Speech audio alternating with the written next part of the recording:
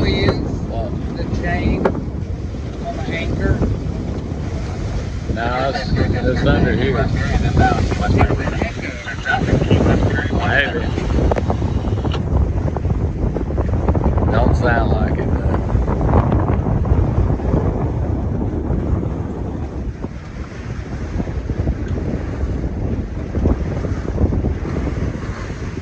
Well, you know, it seems like it's not real hard to hit 7 or 8 knots on this boat. It does it pretty easily. I was having some issues with the mast and the tabernacle, so we had to slow it down a little bit. We were still hitting 6 and 7 up through there.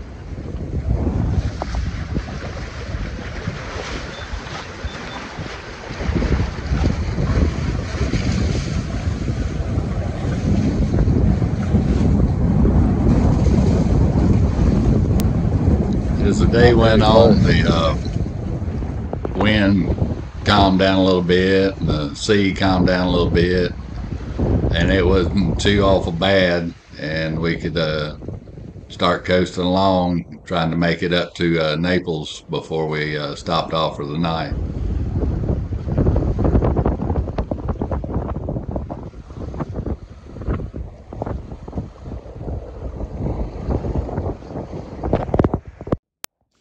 We pulled in up in Naples in the marina area there where the city marina is, and dropped the anchor out there, and guess what we saw? Another Wharram. So we figured this was the Wharram parking lot here, so we anchored up right beside them there. Man, that was a nice looking boat. You might recognize the name on this boat. It's the Element. It's not the original Element. Turns out this fella traded boats with another fella, but they wanted to keep their names, so they swapped boats and names. Finally met up with the owner of that boat, and this is Brandon, one of the nicest folks we met on our trip in Florida. He was pretty awesome and showed us around the boat and done all kind of stuff for us.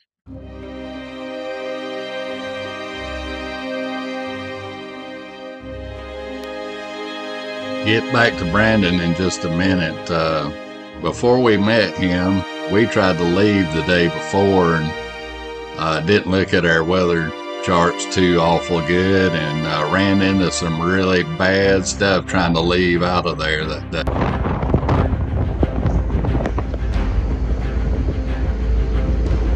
Yeah, on my app for tides and swell, I had looked on there and it said 2 feet, 2 to 4 feet, and I said, well, it's going to be rough, but it'll be doable. So we got out there and took off, and what I didn't look, there was secondary and a third swell that were meeting up out there, and some of them were 6 and 8 feet, and we were headed dead into them. And I apologize for not getting a lot of footage, but I was holding the camera and we were in the middle of something here, and we had to do something to get ourselves out of there. So we ended up getting turned around somehow and surfing back in, and a couple of waves, they pushed us up to like 13.2 knots at one time, surfing down the face of a wave. It was pretty rough out there. So we went back and anchored up beside Brandon again.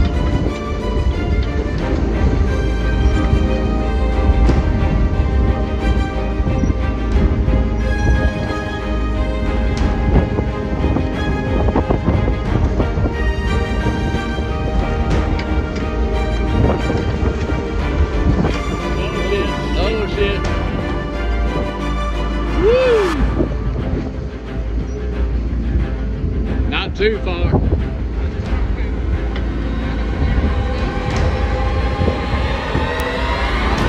This wasn't as bad as it got, but our front of the hull started disappearing under the waves and stuff, and we were really getting in the panic mode trying to get back out of there, so I had to shut the camera down. I didn't have the nerve to hang on to it.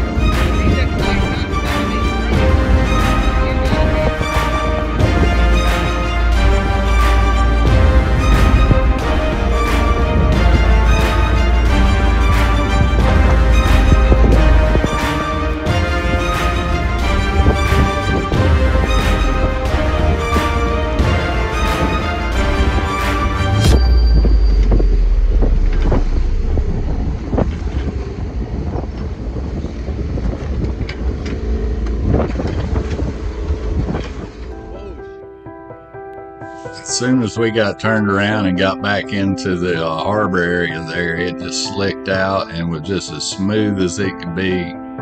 It's an extremely protected area in there.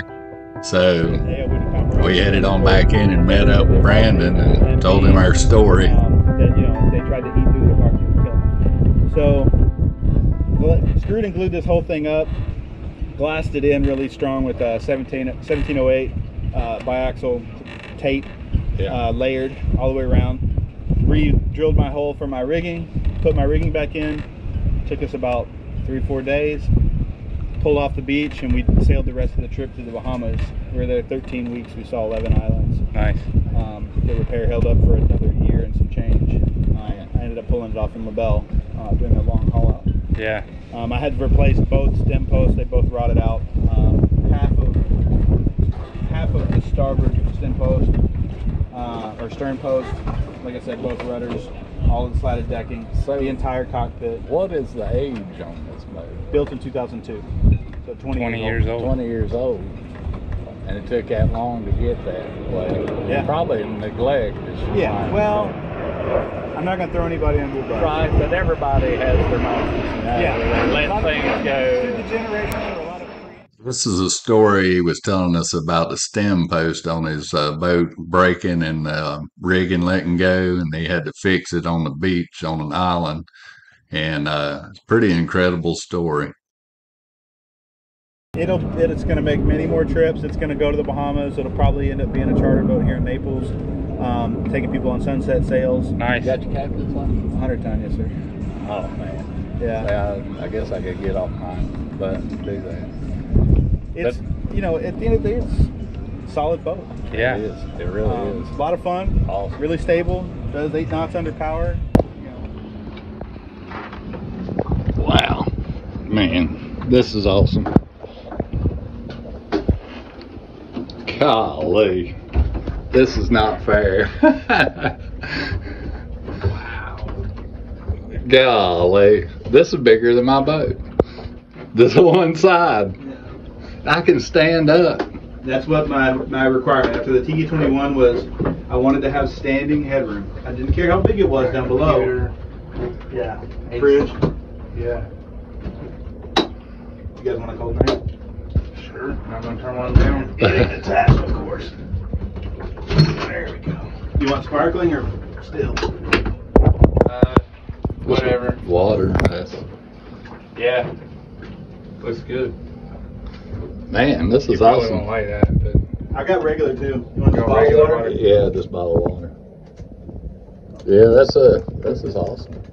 what's your draft on this? 30 inches. That's barely deeper than yours. Yeah, I know. So single guest berth forward on this side. Right, I used to have this able to convert into another double guest berth. right. But I used it one time in 5 years, and I thought Yeah. I'd rather have a more comfortable table. So I redoing the galley in this bamboo countertop.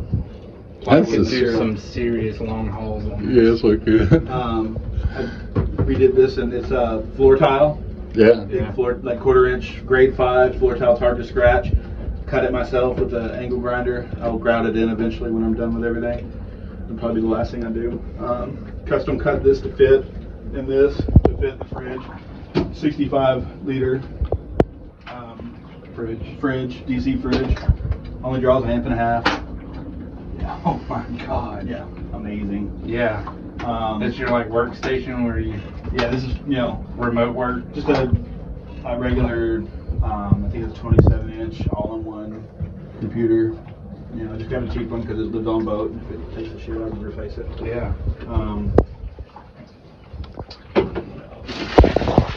Show this thing. Dude, this is crazy. Yeah. Cut Yeah. water. So the middle one runs off the tanks. Right. Uh-huh. The far left one runs off of a separate tank. This is That's salt water. Salt water. Yeah. You can tell. Yeah, yeah. The salt water coming onto the boat's pressurized and runs through this big filter right here. Yeah. So that feeds the water maker. That feeds. Oh, we got a water maker Oh, too. yeah. Oh, dang. We don't go to shore for anything. That's the idea. My goal when living on this thing is the Fully sustainable. the least number of days that I can go to shore, the better. The longer I can stay out and remote, the better. Yeah. I mean, the water maker makes 27 gallons an hour. It's Jesus. That's plenty. Yeah, if So you got wife's listening, I need a bigger boat. you can sleep one person up One here person up for here. 2 little people. or 2 little people, and then you can sleep I got a double berth double. over there. Yeah.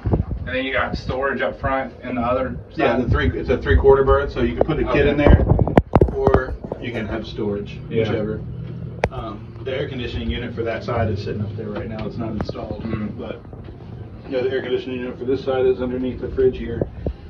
And you can make enough power with the solar to power AC, or you need that One. generator. I can run 1 air conditioning unit Yeah. at peak sun. Yeah. It's not really worth it. You don't really need it.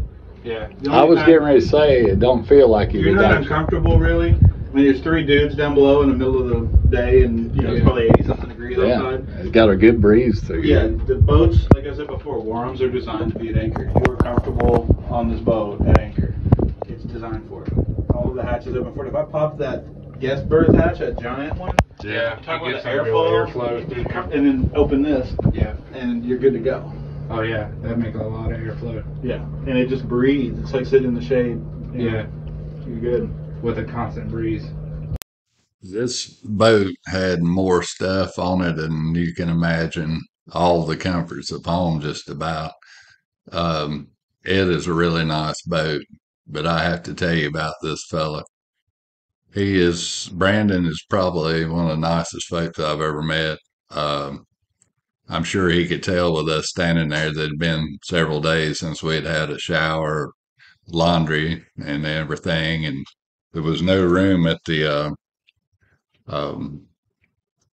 marina, so there we stood, and we were looking at another few days before we get laundry or showers again. So he said he had a place right here on the water, and we were invited over to shower and do our laundry at his home. And Brandon, I just want to say thank you.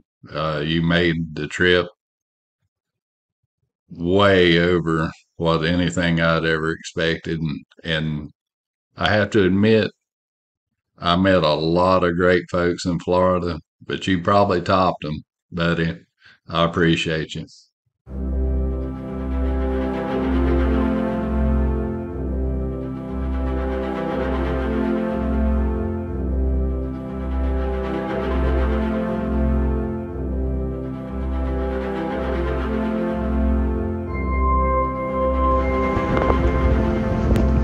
We finally got some weather and we moved on out to our next destination. And here we go, back out into the Gulf again, heading north.